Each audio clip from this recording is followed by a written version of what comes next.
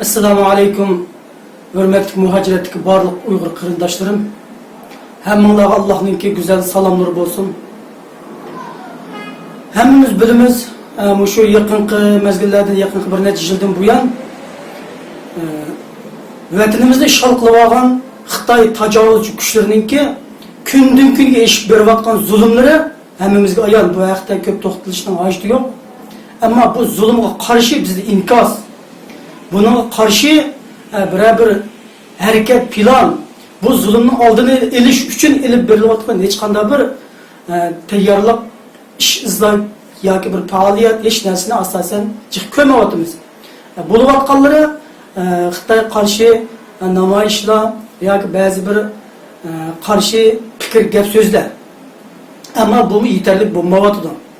Yaqinqi mezgillardan buyon shu Qozog'istondagi şu Xitay lagerlarda yetip çıkan bazı guvohchilarninki guvohlik berishi bilan bu masala xalqaro axborotlarda o'rin oldi.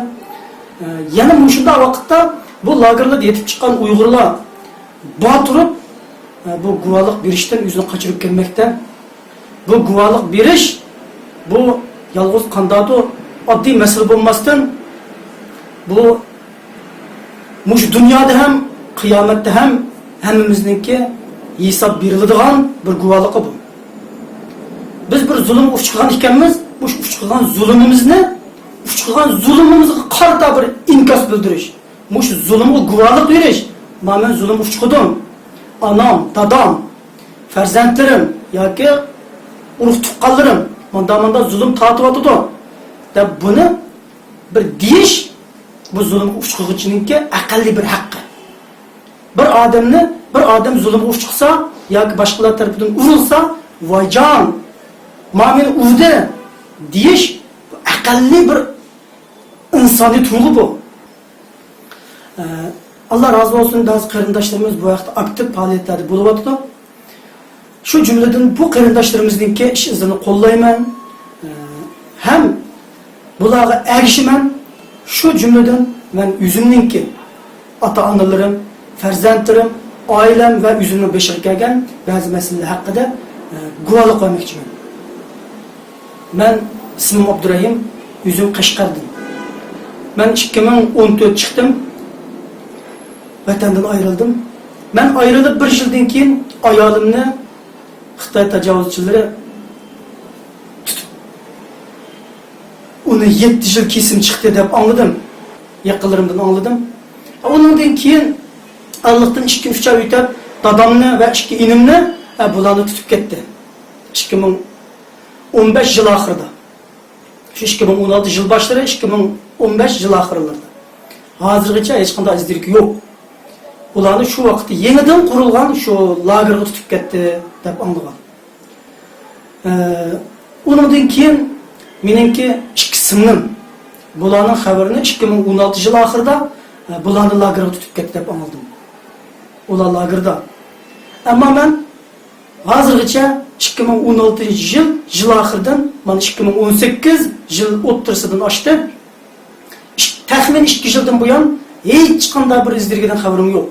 Anam, dadam, farzandlarim, 6 farzandim var. Bularning hiç birinin izdirgi yok. Anamning, dadamning, farzandlarimning, hiç bir urug' tuqqanlarimning hiç qanday izdirgi yok. Ayolimning ismi bu Xalchem, dadamning ismi Amin, anamning ismi Hurnisa, qarindishimning ismi Abdulhakim, Abduqodir. Bu qarindoshlarımning hech qanday izdirki yo'q, izdirkini olamadim 2 yildan buyon.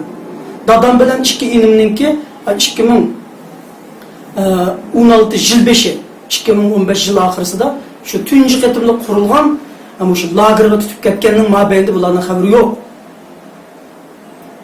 Farzandlarimning hozirgacha ovozini anglab boqmadim 4 yildan buyon. Ular hayotmi, hayot emasmi xabarim yo'q. Bundaq bir musibat zamin ahlining hech kimning beshiga keldi deb gumon qilmayman men shaxsan. Bu umumiy yuzlik Sharq Turkistonlikning hammaning beshiga kelyapti. Ehtiyot qilganning beshiga kelyapti, ehtiyot qilmaganning beshiga kelyapti. Hatto Xitoyga qarshi hech qanday inkos bildirmasam, o'sha Xitoy mening ailemga ziyonkashlik qilmaydi deganlarning oilasiga ziyonkashlik qilyapti. ahval bu qarindoshlarimiz shu bu haqda guvohlik berishni o'zimning majburiyati deb tunidim.